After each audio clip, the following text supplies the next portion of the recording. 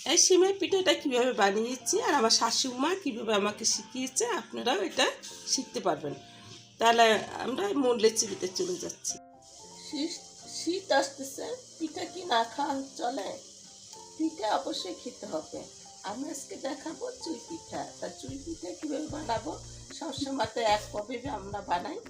তা আজকে বানাবো আমি গুড় দিয়ে চুই পিঠা। তা গুড় দিয়ে কীভাবে বানাতে হয় আপনাদের সাথে শেয়ার করছি। আসসালামু আলাইকুম, আপনারা সবাই আছেন ভালো?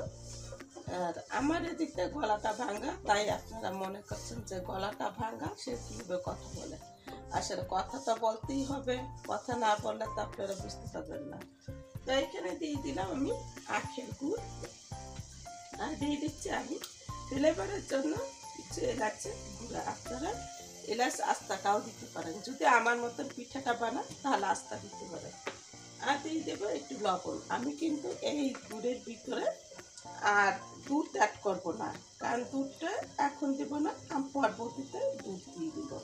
আর দিয়ে দিচ্ছি আপনার পিঠার মধ্যে কে কী লবণ খান না খান সেটা জানি না, কিন্তু আমি একটু লবণ দিয়ে দিলাম, একেবারে 1 চিমটির মতন একটু লবণ দিয়ে দিলাম। তা গুড়টা গলে যাওয়া পর্যন্ত এটাকে আর কি, গুড়টা গললেই আমি চালের গুঁড়াটা দিই। গুড়টা গলে গেছে আর আমি একটু চেকে নিয়েছি, আপনারা চেকে নেবেন। আর এই গুড়ে কোনো ময়লা নাই, আর ছেঁকে নেওয়ার সময় এক ফোঁটা একটা দানা কোনো ময়লা পেলাম না। আচ্ছা যাই হোক, আমি এখানে মেজারমেন্ট কাপে 2 কাপ চালের গুঁড়ো দিই।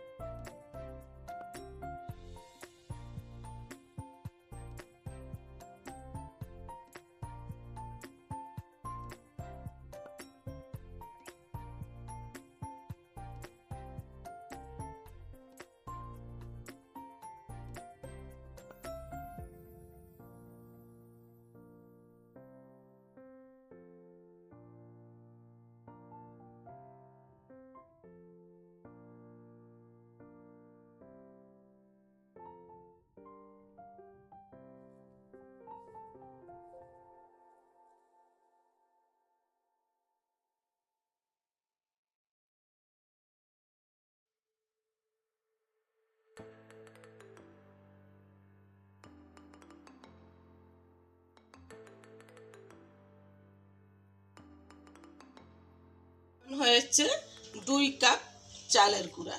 তা এখন আমি একটু এটাকে হালকা একটু ঢেকে রাখবো। ঢেকে রাখলে হবে কি, এটা হলো ভিজা চালের গুঁড়া আর এটা পচনে ছিল, সেজন্য আমি একটু চালের গুঁড়াটা একটু ঢেকে রাখবো। সুন্দর মতন এটা ডোটা সুন্দর মতন হয়ে যাবে।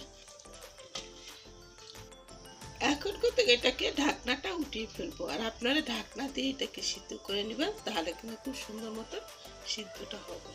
চালের গুঁড়া, শুকনো চালের গুঁড়ো হলে সিদ্ধ করে দেবেন, আর যদি ভিজে থাকে তাহলে শুকনো আর আপনার ঢেকে রাখতে হবে না, সুন্দর মতন এটা হয়ে যাবে। তাহলে আমি এখানে এটাকে সুন্দর মতো এটাকে নেড়ে চেড়ে দিচ্ছি, খুব সুন্দর করে এটাকে নেড়ে চেড়ে দিচ্ছি।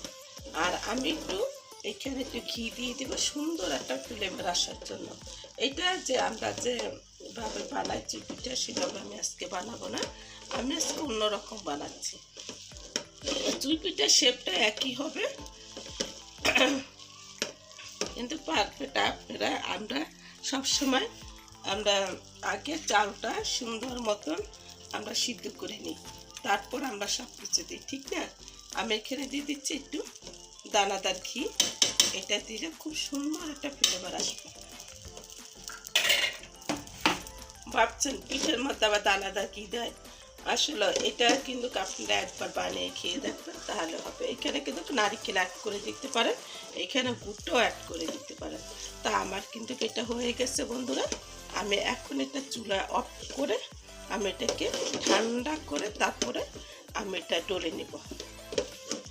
এবারে ঠান্ডা হয় নাই বন্ধুরা, একেবারে ঠান্ডা করতে যাবেন না। এই দেখুন এখনও কিন্তু ধোঁয়া বেরোচ্ছে, আর এই যে হালকা গরম অবস্থা থাকতে এটাকে মুছে নিতে হবে, তাহলে এক্সট্রা পানি দেওয়ার দরকার হবে না। তা আমি এটাকে মুছে নিচ্ছি। 2 কাপ যে আপনার চালের গুঁড়া, এর মধ্যে আর যেটুকু পিঠে হবে সেই পিঠেটাই অনেক হবে। এখানে চুই পিঠে ওর মতন এটাকে ডলে নেবেন, ডলে নিয়ে তারপর আপনারা চুই পিঠের শেপটা করে নেবেন। আমি আপনাদেরকে দেখাচ্ছি। তা আমি খুব সুন্দর করে মথে নিচ্ছি। আর মথে না হয়ে যাওয়ার পরে এখন এটাকে 2 ভাগ করে নিলাম। আর 1 ভাগ আমি ঢেকে রাখবো, কারণ 2 ভাগই ঢেকে রাখতে হবে, কারণ আমি অল্প অল্প করে নিব আর অল্প অল্প করে বানাবো। পিঠার শেপ অত সুন্দর মতন দিতে পারি না, চুই পিঠার শেপ যেতটুকু আমার শাশুড়ি মা শিখিয়েছে সেইভাবে আমি এটা করে নেব। তা আমি আপনাদেরকে দেখাচ্ছি, এই এতটুকু করে নিচ্ছি আর এরকম করে ডলা দিচ্ছি। এই যে আমার শাশুড়ি মা এরকম করে আর কি আমাকে দেখিয়েছে, কারণ আমরা এই পিঠাটা কখনো আমরা নিজের হাতে আর কি বানাইনি। আর আমার মা বানাতো, কিন্তু আমরা শিখিনি কখনো। তা এইভাবে করে আমার শাশুড়ি মা বলতো যে এইভাবে করে নিয়ে একটা ঘষা দিবি তাহলে হবে। আসল কথা কি, মা মুরব্বির কথা কিন্তু সব রাইট হয়। আর আমার দেখুন পিঠাগুলো খুব সুন্দরভাবে হচ্ছে। আর এই যে পিঠাগুলো আপনাদেরকে দেখাচ্ছি, দেখুন কত লম্বা লম্বা, কত সুন্দর মতন শেপ হচ্ছে। তাহলে আমি এইভাবে করে সব পিঠাগুলো বানিয়ে দিচ্ছি। আমার পিঠেগুলো বানানো হয়ে গেছে। আর দেখুন পিঠেগুলো একেবারে সুন্দর মতন এভাবে ত্রিভুজের মতন হয়ে গেছে। এভাবে করে আমি ছোট ছোট করে কেটে তারপর পিঠেটা বানিয়ে নিলাম। আর কেটে দেরি হলো, পিঠেটা সুন্দর মতন হয়েছে। আর যখন পিঠে বানাবেন তখন কিন্তু একটা মাথায় মনে রাখতে হবে যে এই পিঠের মধ্যে একটু চালের গুঁড়ো দিয়ে তারপর এইভাবে ঘষবেন, নাইলে পিঠে কিন্তু দলা লেগে যাবে। আর চালের গুঁড়োটা একটু ঘুরিয়ে ঘুরিয়ে দিই, চাল করে নিয়েছি আগে থেকে। তাহলে এখানে আমি 1/3 কাপ চিনি দিয়ে দিচ্ছি, কারণ এখানে আমি গুড় দিয়ে আগে এটাকে ময়ান করে নিয়েছি। তাই এখানে 1/3 কাপ চিনি দিয়ে দিচ্ছি, তার চেয়ে একটু কম দিলে ভালো হবে। তো আমি এখানে দিয়ে দিচ্ছি 1/4 কাপ দুধ। এখানে আমি 4 লিটার এই দুধ আমি 4 কাপ আর কি দুধ দিয়ে নিয়েছি। 1/4 কাপ গুঁড়া দুধ দিয়ে দিলাম।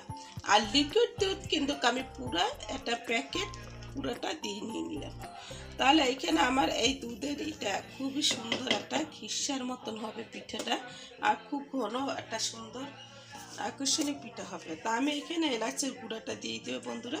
আমি কিন্তু এলাচটা আস্তাটা আমার কাছে ভালো লাগে না, আমার এলাচের গুঁড়াটা ভালো লাগে।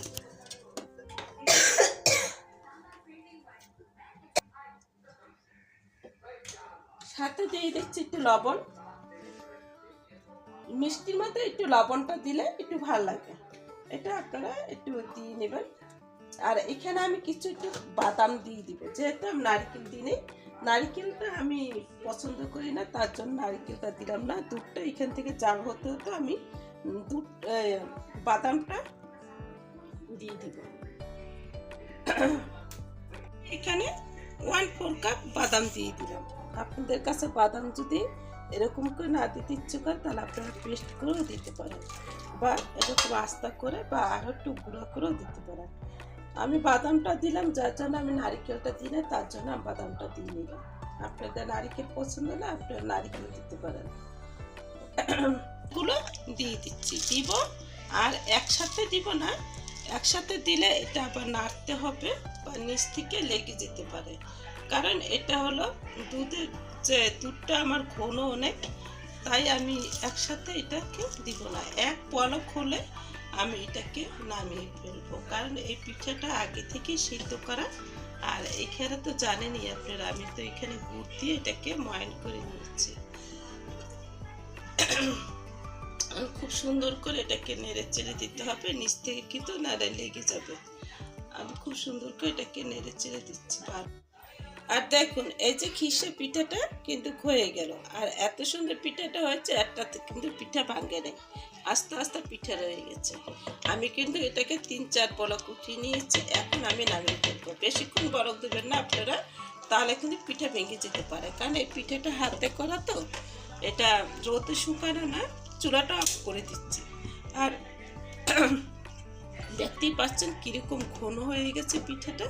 আর এরকম দুধ দিয়ে যদি আপনারা মালাই করে যদি পিঠাটা বানান, খেতে খুবই চমৎকার। আর বাসায় যে সুন্দর একটা ফ্লেভার উঠছে, এটা খেয়ে সবাই তৃপ্তি পাবে। তাহলে আমি পিঠাটা আপনাদের সাথে শেয়ার করছি।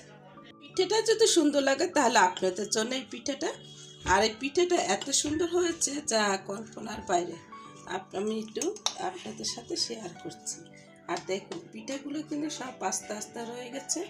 আমার শাশুড়ির মা গুণের কথা আপনাদের সাথে বলে দিলাম, কারণ আমার শাশুড়ি মা আমাকে শিখিয়েছে এইভাবে করে পিঠা বানাতে। আপনাদের শাশুড়ি মা কীভাবে শিখিয়েছে সেটা তো আমি জানি না। আর আমার শাশুড়ি মা আমি যখন পিঠা বানাতে পারতাম না তখন এইভাবে করে আমার শাশুড়ি মা শিখিয়েছে পিঠাটা। আমার শাশুড়ি মা আর কি নাই, দুনিয়া থেকে চলে গেছে বিদায় হয়ে। আর একটা স্মৃতি আমার কাছে রয়ে গেছে, অনেক স্মৃতি আছে, সেগুলো আপনাদের সাথে শেয়ার করবো আস্তে ধীরে। তাহলে এই পিঠাটা দেখুন, এইটা একবার খেলে আপনারা লোভ সামলাতে পারবেন না, এমন সুন্দর পিঠা। একবার খেলে বারবার খেতে ইচ্ছে করে, মুখে দিলেই লেগে। আমি তো লোভ সামলাতে পারলাম না, তাই নিজে পিঠাটা খেয়ে ফেললাম।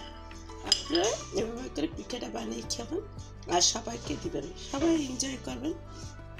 তাহলে আজকের মতন বিদায় নিচ্ছি বন্ধুরা, আল্লাহ হাফেজ।